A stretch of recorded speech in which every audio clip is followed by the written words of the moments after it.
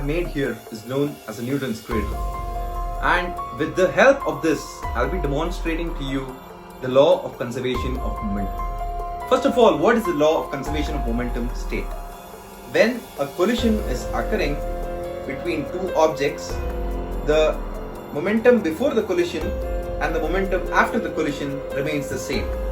The momentum is defined as the product of mass and velocity. So the mass and velocity's product before collision and after collision remains the same. This is what the law of conservation of momentum states. Suppose I were to pull this ball and release it, what do you think would happen? I'll give you two options. The first option is that this ball comes and hits the set of four balls, and the four balls move forwards and this ball after the collision moves backwards. If you thought so, it was wrong. But let's see what happens in reality. As you have seen, the first ball hits the second ball, the second, third and the fourth ball don't move, but the fifth ball comes up. How is this possible? What is happening over here? While I pull the first ball up, it is gaining some energy. This is known as the gravitational potential energy. And when I release it, the potential energy gets converted into kinetic energy.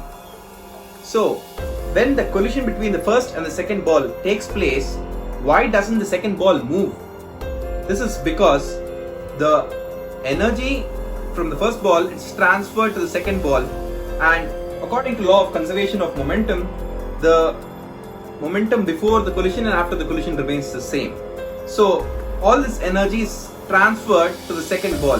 The second ball, which is in touch with the third ball, transfers its energy again to the third ball, and this goes on like the third ball transfers energy to the fourth ball and fourth ball transfers energy to the fifth ball, and as a result of this, the fifth ball comes up.